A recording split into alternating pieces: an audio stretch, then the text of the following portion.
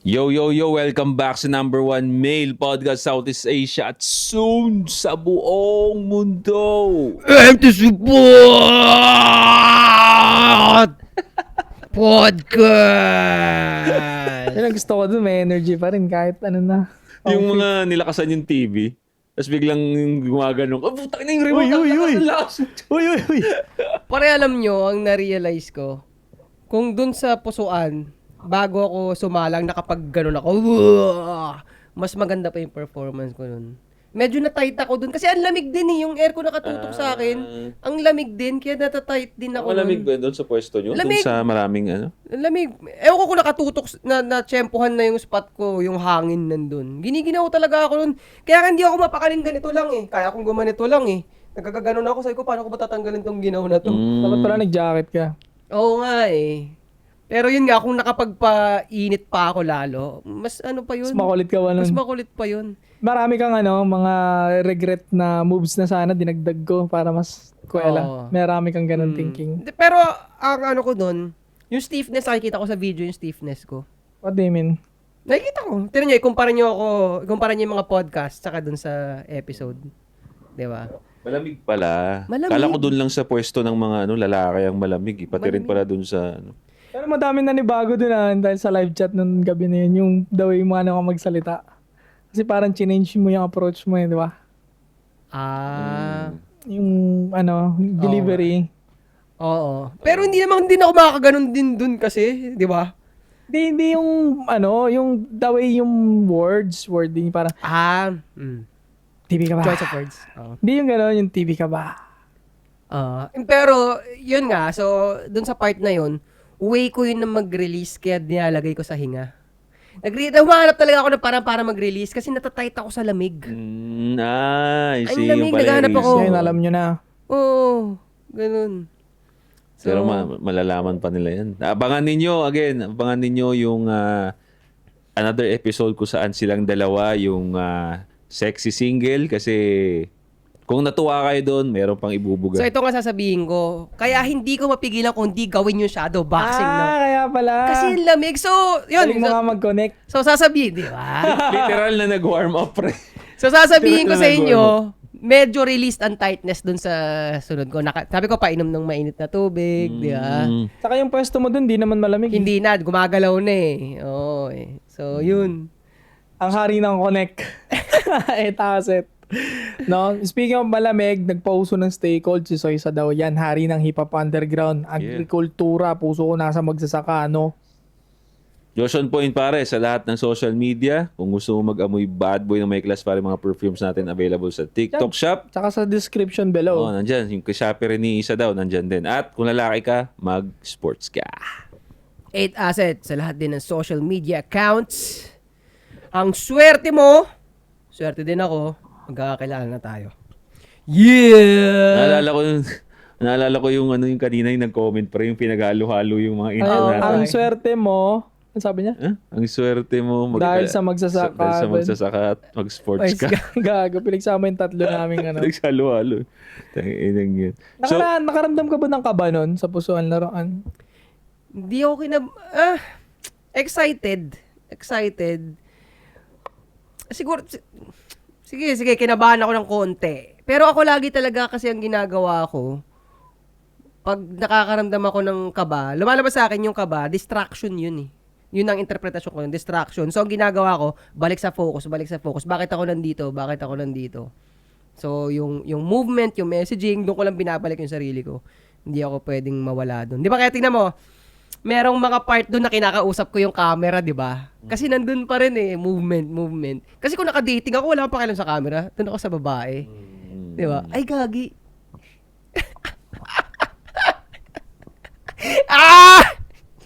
anong mali? Tapos, Kapaliwanag mo nga. Wala mo makita pre. hindi, siguro sa pusuan, hindi siguro maganda na gano'n ang iniisip ko. Ang akin lang naman. Yun naman talaga eh. Gago, hindi gets ni Josh. Hindi gets niya, pero siguro para sa kanya hindi masama. Hindi masama yun. So, yun eh, nasabi ko na, so magpaliwanag na ako. Sige, tuloy mo na. Hindi, kasi nga, Andiyan na rin baka pa mo na lang. kasi nga, baka bad para sa pusuan laruan na hindi ako naka-aim Na yung sa dating, di ako nakafocus dun sa dating na aspect. Alam naman nila Alam yun. naman na siguro Oo. nila yun. Pero which, Tama Dual si Josh. purpose yung nandun eh. Yan Dual nga. purpose eh. To my Tama si def- Josh, alam na nila, huwag ka magpigil. To my defense nga, sinabi nga nila pusuan or laruan. Oh, nandun ako sa laruan. Oh, laruan ako kaya ganun ako sa camera, di ba? Galing mo talaga mag-connect ka. Galing. Nakonnect mo pa yun. Parang yung ano kanina, 6, yung 7. magkukulam na connect sa masculinity. Layo ng hugot nun ah. Yung parang memes na sinut sa sa moon. Ang kulit layo eh. Pasok Ang layo, no? Pasok eh. Pero pasok pa rin. Oo. So ngayon pare, nandito na naman ulit tayo sa paborito nilang portion, ang May Tanong! Putang ina mo, may isang kulot na. Paano mag-isang taon yung pre? Yay! Mag-second voice na tayo. Yung gano'n na, yung pang-choir. Ang choir. So ito pang 5th episode na to. So expected ninyo sa last part na closing ni Josh on point, magkakabali-baliktad na. Tingnan mo. Abangan niyo yan. Yan, inaabangan na rin nila yan. Kaka-point out po. Abangan na nila yan. Bucha. Lagi ko napapansin yung pag 5th episode, yung dulo niyan, bali-baliktad dyan. Tingnan mo mamaya. Nalalaman na, fifth episode na siguro to. Bulol na si J.O.P. So pare, kung gusto ninyo marinig yung mga opinion namin, may mga problema kayo, concerns na gusto nyong basahin ng ASP family, send nyo yan sa mga Facebook namin. Open lahat yan. Sa Telegram, pwede nyo dun i-chat. May Telegram pala tayo, no? So, link Oo yan, nga pala. nandyan yan sa baba. Lalagay So, ko yan pag-upload nito. so, ayun. Let's go. Hello, Kuis, 8, Asset, and ASP Nation. Tago nyo na lang identity ko, haha. Rekta delete ko tong message ko na to sa side ko, haha. Abangan ko na lang sa YouTube in case mapili, haha. May puro haha. Totoo ba yan? Hindi, yung pangatlo ako na nagdagdag. Sana mabasa to, just in case hindi lang ako yung nakakaranas nito. And ano po kaya siguro magandang gawin or mindset ba? Gusto ko lang sana mag-rant, not about my relationship kasi goods naman kami. I actually want to rant about how society is right now and how I feel like the traditional life na kwento ng mga lolo-lola natin and mindset we had before. Kailangan. Okay. Ano kaya dun? Na naman. Ang dami yun eh. Ay sobrang hirap ng pagganahin sa panahon ngayon. For context, 30 years old na ako and my wife, VA po ako, work from home, so after work, I can take care of the kids. On my own, I am earning 6 digits and my wife is earning more than half nun. So, we are a pretty good team. Oo. Tsaka, sobra din. Kung may isa silang anak, parang sobra-sobra din yan. Now, ang issue ko po, lumaki kasi ako na ang mama ko, career woman. And ganun din ang asawa ko now. Napagtanto ko lang na kaya pala hindi ko nakita as a soft woman ang mama ko kasi bukod sa mama na namin siya, bugbog na din siya sa pagtatrabaho kaya pag uwi niya, lagi siyang galit. Pagod and ako, lagi siyang galit. Pagod and ako na panganay ang napagbubuntungan nito. Ngayon, I feel like naman ako lahat ng galit na yun and kapag pagod ako, napagbubuntunan ko mga anak ko at dahil career woman din ang wife ko now, kapag pagod din siya, mabilis din siya magalit sa mga bata and minsan sa akin din. Ayoko maranasan yun ng mga anak namin pero ang hirap kasi malaki mga pangarap namin and gusto ng wife kong maging part ng pag-angat namin as a family which I appreciate din. Ang hirap kasi sa economy ngayon, kahit gusto kong hindi na siya mag-work, ang hirap kasi gawa ng parehas kaming malayo ang gustong marating and gusto namin yon marating magkasama. Yun lang. So, ang Ano yung problema... pinakatanong niya talaga?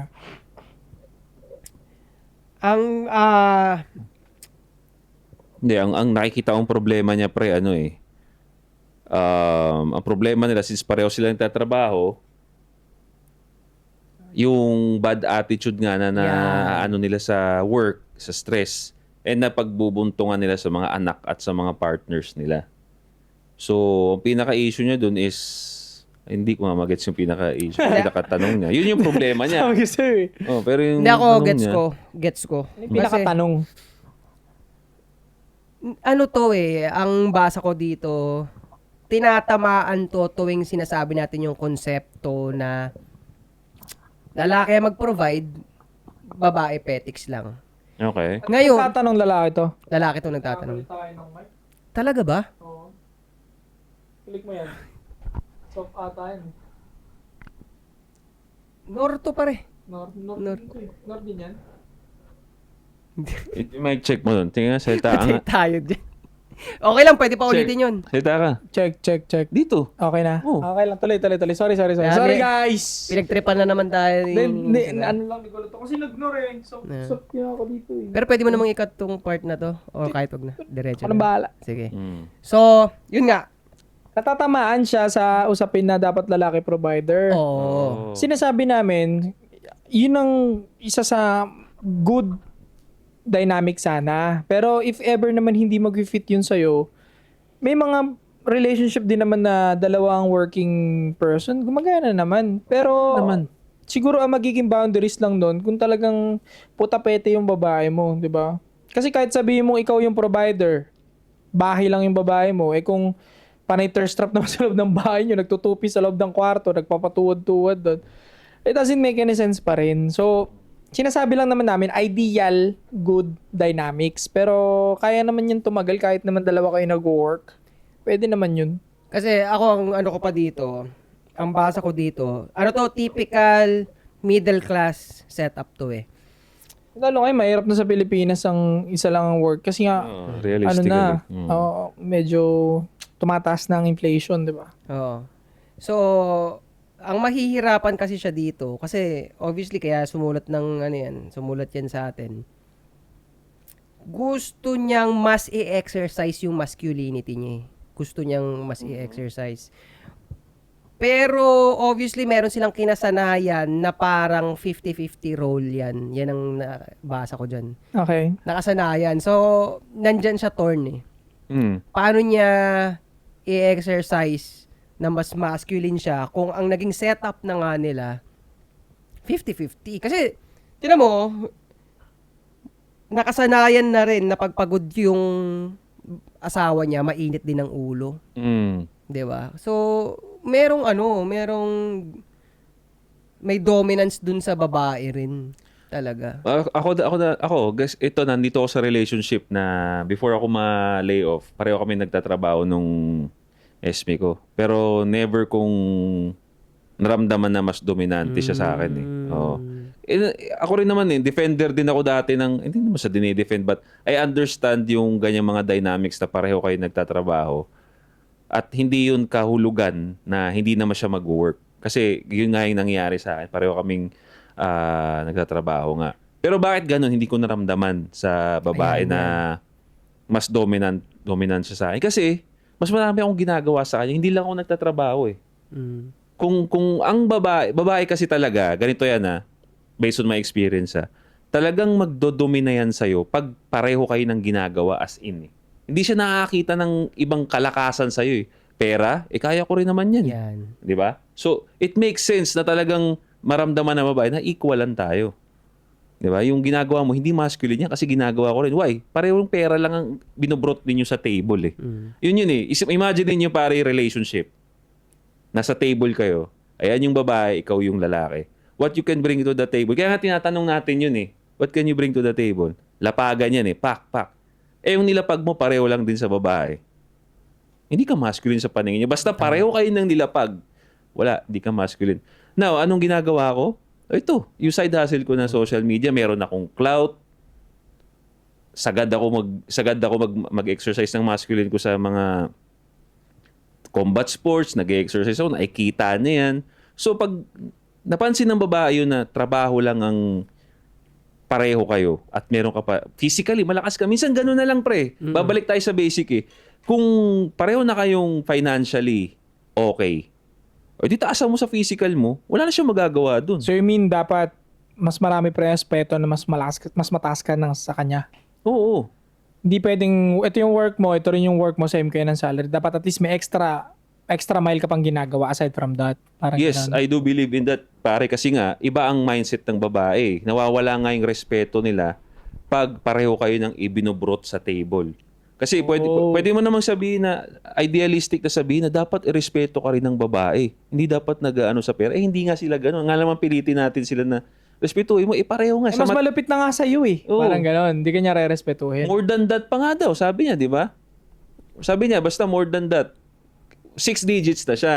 Okay. Tapos yung babae, more than pa sa 6 digits So niya. mas malaki nga sahod. Mas malaki nga pera, pre. Kaya ang init ng ulo. Kaya ang init Hindi, ng ulo. wife is morning more than half lang. More than half. Okay. So, pera pa rin, malaki pa rin. More than Malaki pa half rin. Oo. ng kita niya. Oh, so at sa akin sa ano ko, I would assume kung halimbawa 100K. 100K, siguro yung babae 60K, 60K, or 70K. oo.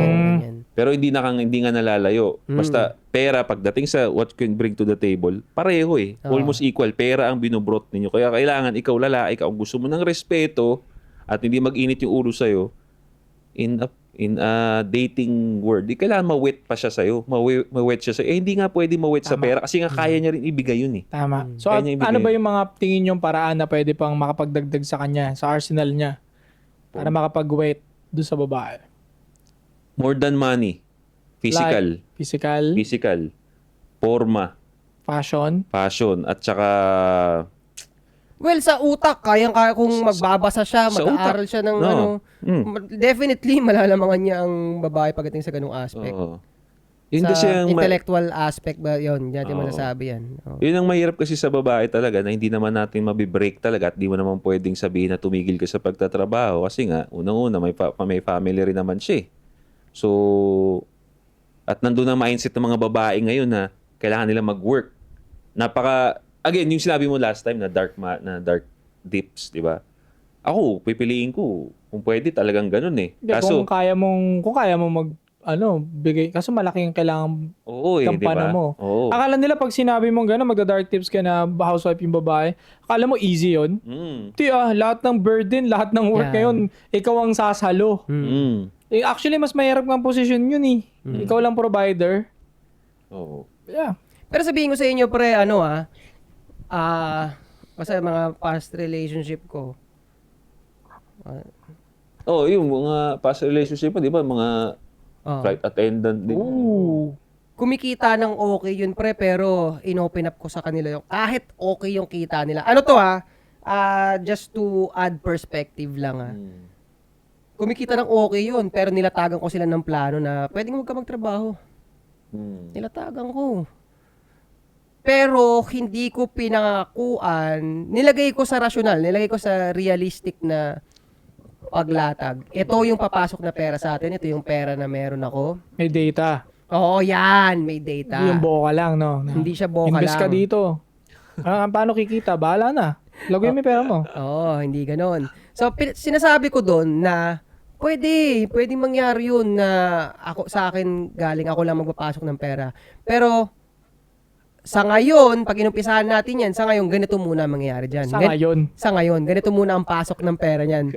Sa ngayon. Oo, ganon. Tuloy-tuloy ka ng tagal mo. Ano ba? Game. So, ganon nga ang mangyari. Pero, actually, hindi siya na-implement. Kasi, Bakit?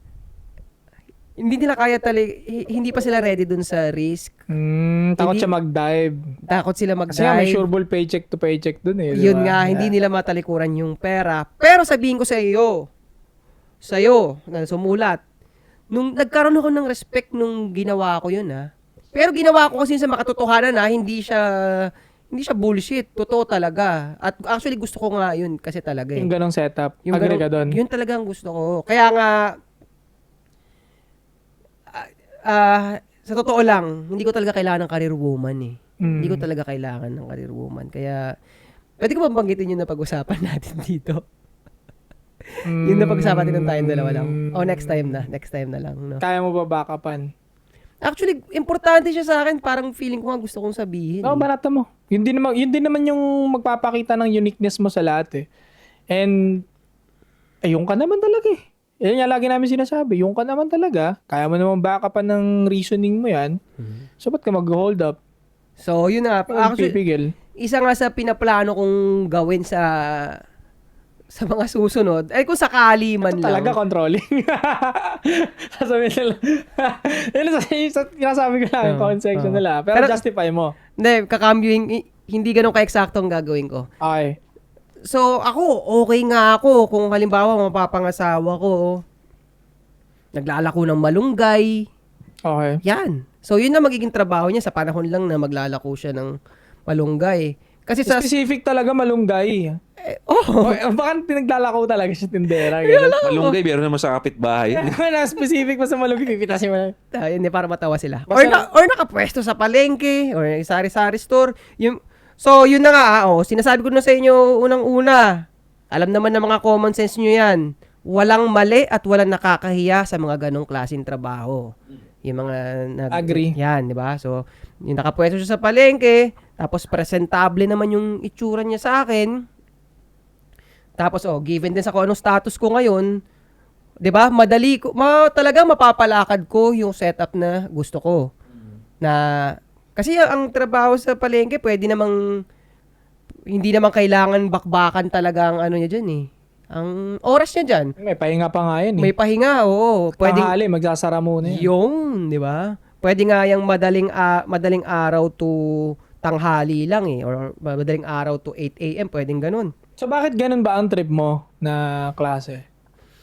Kasi magiging malaya ako sa mga desisyon. Tas ako talaga magiging 100% responsible sa lahat ng bagay. Kasi based on experience din. Nakarelasyon ko yung mga career woman na yan. Dahil gusto rin nilang ipilit yung direction nila, wala kaming na-accomplish. Wala kaming na-accomplish. Actually, meron pa nga, meron kaming tambak ng magbibusiness sana kami. Dahil hindi talaga nagtugma, nabili niya na yung supply nung i-business namin. Tapos wala na kami. Nandun nakatambak yung Ano yun? yung tatalunin ko sana yung business ni Josh on Point na pabango eh. Okay. So may mga bote ako ng pabango sa bahay, putik na. Wala, ganun talaga eh. Ganun talaga. It is what it is. Ang hinayang ka. Nangihinayang sa oras lang ako nangihinayang. Pero yung experience, hindi kasi nakakabigay ako ng totoong halimbawa sa mga tao dito. Maganda yung sinabi mo ngayon kasi mas napangatawanan lalo na gusto mo nga kasi yung simple lang. Pasimplihin lang Diba? natin. Ako totoo talaga sa puso ko yun kasi kung yung babae simple lang, wala nang kung ano-ano pa, dali lang eh. Kasi nag-e-exist, ang sinasabi ko, nag-e-exist talaga yung babaeng ganun eh, na susunod lang sa'yo at hindi niya nararamdaman na agrabyado siya na sinusunod ka lang niya. Gusto mo yung susunod lang sa'yo? Maghanap ka na katulong. Talaga! Katulong na lang! Sa katulong na lang talaga ako! Ganito mangyayari niya kung halimbawa mangyari yun. Nag-hire ako ng katulong, tapos nung dumating, wow! I like her. First 6 months straight, katulong lang muna ang trabaho niya. Tapos pag isang araw, gusto mo samahan kita sa parlor? Samahan kita sa parlor, yan, papaganda ka tayo. Ay, riban. Pariban, ganyan, papa-nails, papa-massage. Okay. Tapos, pagkatapos na yon, Sir, wag po, sir. pagkatapos nun, sabihin ko, para nangali ako kakaantay sa'yo. Tara, nanood nga tayo sini. Nanood tayo sini. Si Nini, si Inday. Tapos, pagkatapos ng sini, pagod ka na ba? Bitin ka pa? Beer tayo? Patay ka na, Inday. Target lock. Kuya, wag po, kuya. Tapos sasabihin ko rin na, minsan pag kasi dito sa bahay, hindi naman ganun kadami yung trabaho mo eh. Ikaw na mag-secretary sa anti-support, sama ka dun sa, tulungan mo ako sa trabaho ko. Gusto ko yung may step by step ka talaga. Talaga, kasi, Planado niya na, pre. Well planned talaga Diba? siya. Pinag-isipan mo talaga siya. oo, talaga, oo. Kasi nga sinasabi ko sa inyo, hindi ako dito ng lang, hula-hula. Hindi. Gusto ko talaga, gawin ko talaga yung mga bagay na ganyan na naiisip ko. So, ayun. Oh.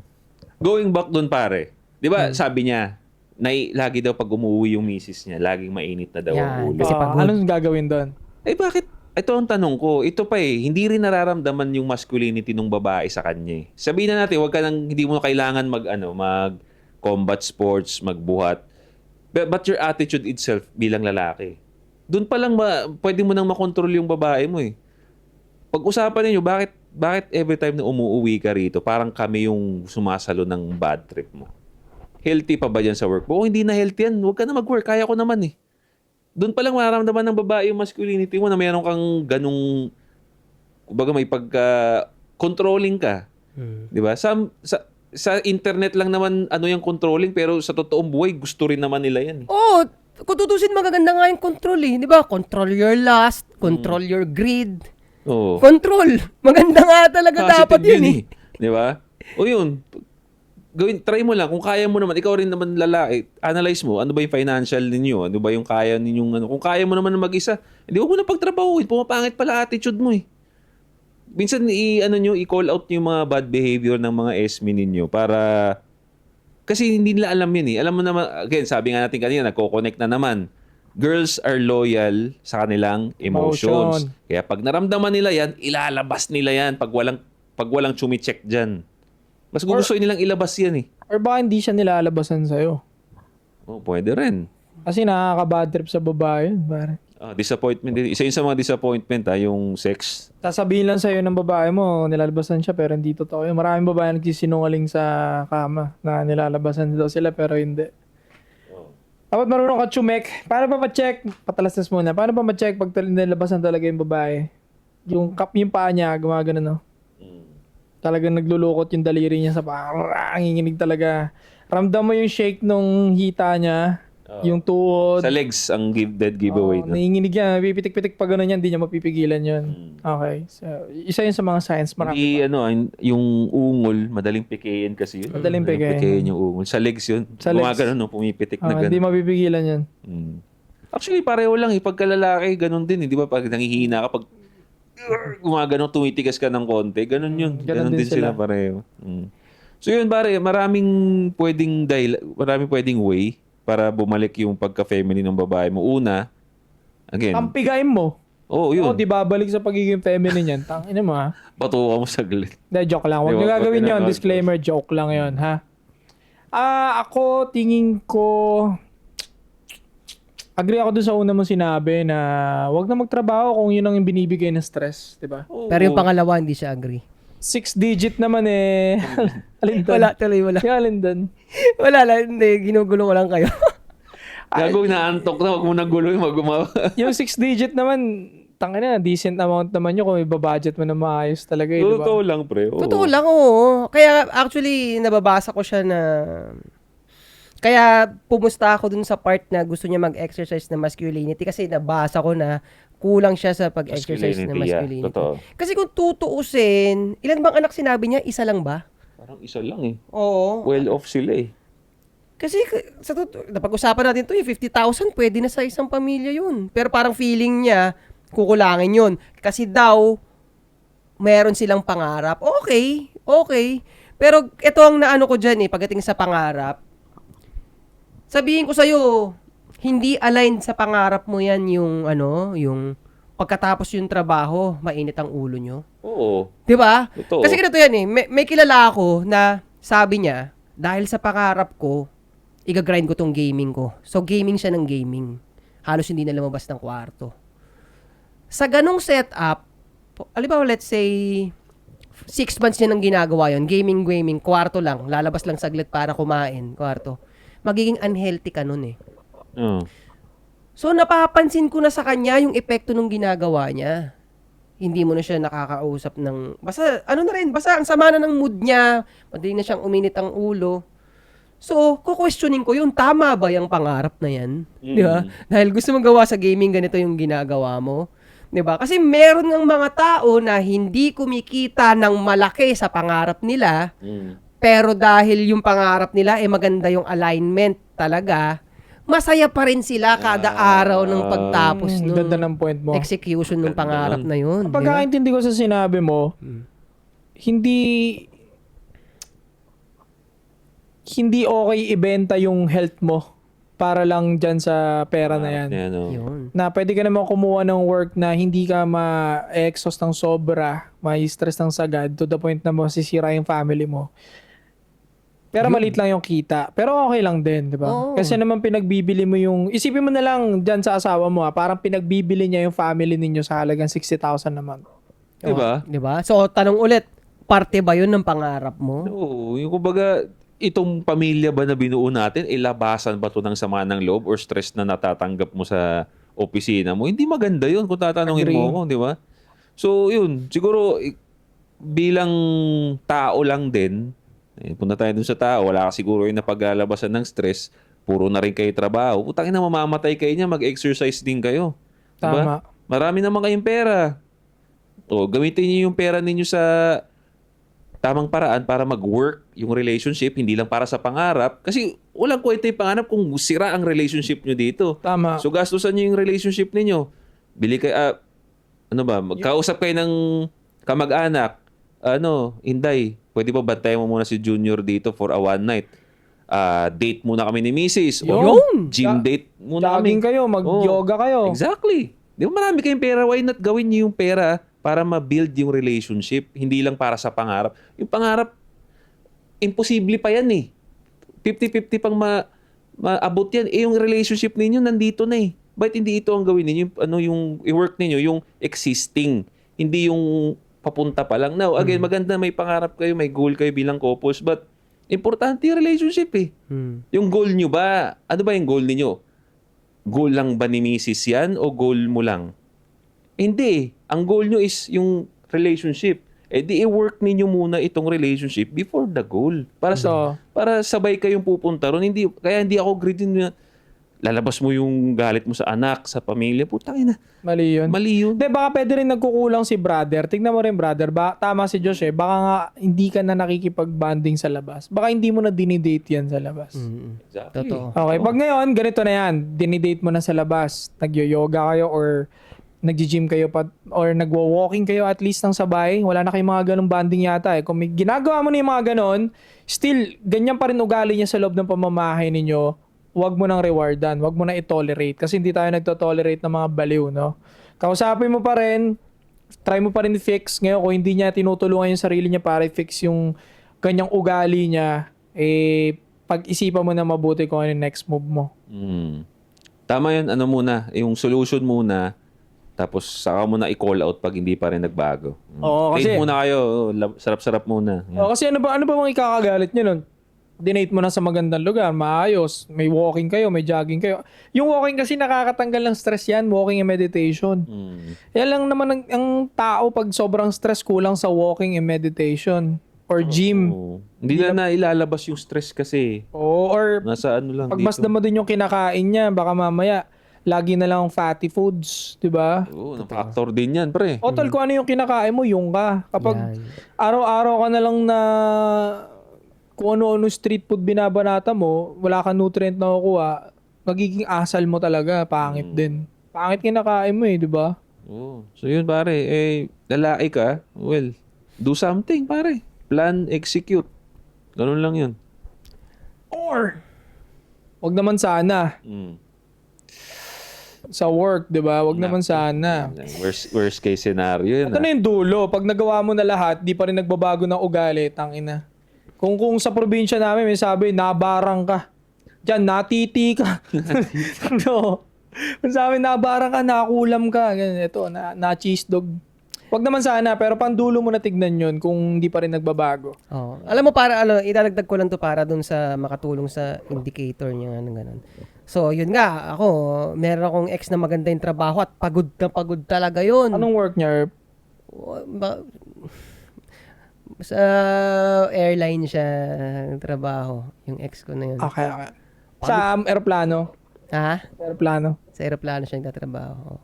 Pagod talaga yun. Sahod dun. Pero sabihin ko sa'yo, kahit kailan hindi ako tinarayan nun, ang saya, nare-relax talaga siya pag nakita niya na ako. Yeah!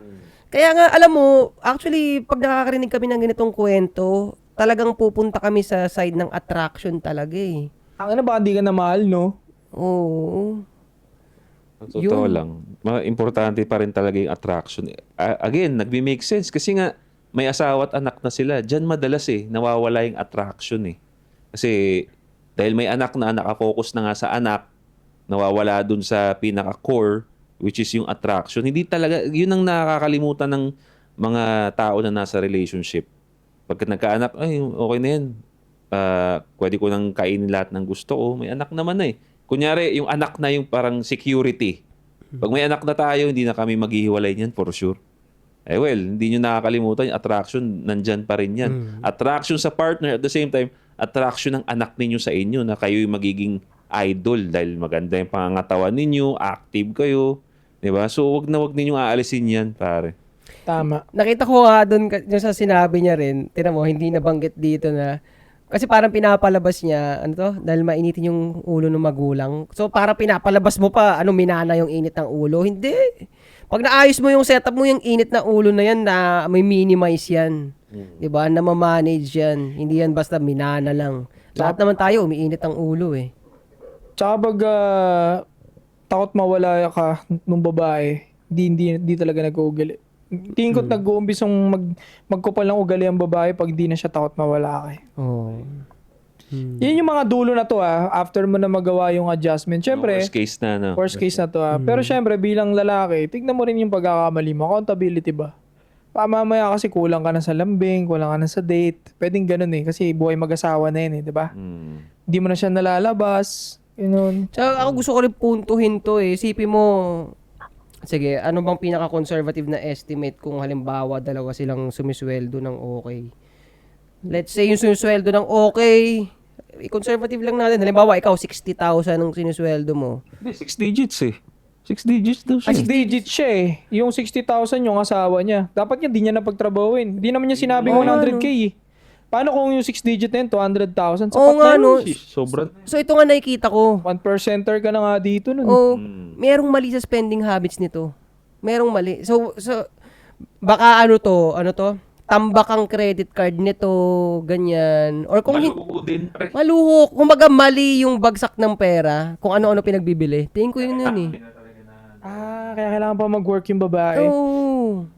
Meron din naman ako na-experience na okay naman, pero pinipilit din talaga ng babae na, hindi, may career ako, blah, blah, blah, blah, blah, blah. Baka ganun din. Hindi na, yan ang normal na ugali na ng babae. Modern Modern. Yun nga Yun. So, yun yung dahilan kaya magiging mas madali sa akin na kumuha na lang ako ng nagtitinda ng malunggay. Mas gusto mo talaga yung simple lang. Oo. Ako agree ako sa'yo. Ako na bahala dun sa lahat, di ba? Kahit pagtawanan ako ng buong Pilipinas, marinig nila to. Clip mo to, ASC Kahit pagtawanan ninyo ako na someday baka pumatol ako sa nagtitinda lang ng burger o nasa bakery. Wala akong pakialam kung anong trabaho ng babae. Sa totoo lang, wala talaga akong pakialam. Basta as long as mabait siya, feminine, at hindi naglalaban sa akin, hindi yung gano'n. Naglalaban ng gano'n. Ayoko ng gano'n, pre. Yung lalambingin mo, tapos ayoko ng gano'n. Nagzo-zombie na. Ayoko ng mga gano'n. Ayoko ng away sa relationship. Ayoko ng lalaban na away. Ayoko ng gano'n. Gusto ko chill lang, magkakampi tayo, mag-iipon tayo, gano'n. Yeah. Simpleng buhay, no? Yun talaga Alam mo, sa totoo lang, yun ang kalaban talaga ng tao Yung kagustuhan na mamuhay ng higit pa sa kailangan niya Doon nag-uumpisa lahat Totoo. Di ba? Yung relationship, pwede naman talaga na lalaki lang magtrabaho, but hindi nga magawa dahil, meron tayong luho na gustong sundin, meron tayong lifestyle na gustong sundin, na sometimes okay naman talaga, but yun lang isa sa mga root causes ng mga ganitong klaseng issue. Tira mo, naisip ko rin ilatag to dito Ano ba ang common na katwiran ng mga career woman kung bakit career woman sila? Pag tingnan mo naman yung katwiran nila, puro luho at protection sa sarili na paano pag iniwan ako nito. Tukmol ka pala Bakit mo iisipin yun? So, hindi nga kakampihan tingin mo sa asawa mo. Scarcity mindset, yeah. Yung klase ng pinili mong lalaki, alam mo yun, nagpa-plan B ka na para pag iniwan ako nito. Di ba? Yun lang naman nakatwiran yung mga career woman na yan Hindi naman yun Pero nakakatawa dyan, may mindset sila, paano pag iniwan ako nito, wala akong pera? King ina mo, nakakaipon ka ba? No. Halika, tumingin ka sa akin sa camera sa mata. Tumingin ka sa akin. Tingin naman, baka magkabulat-latan tayo, wala ka namang ipon. Wala naman talaga siyang ipon. Wala talaga Oo, kasi bobo naman lumawak ng pera tong karamihan sa mga babae, pre. gastos, club. Karilo naman ako para may pera ako pag break namin. Kingin mo, may ipon ka? Ha? Baka 5 taon ka na dyan sa trabaho mo, wala ka pa rin ipon eh. At totoo lang, ang dami kong katrabaho ng babae, pre. Wala talagang ipon. 5 taon na sila nag-work doon sa BPO na wala talagang napundar. Kasi yung gastador din yung mga yan eh.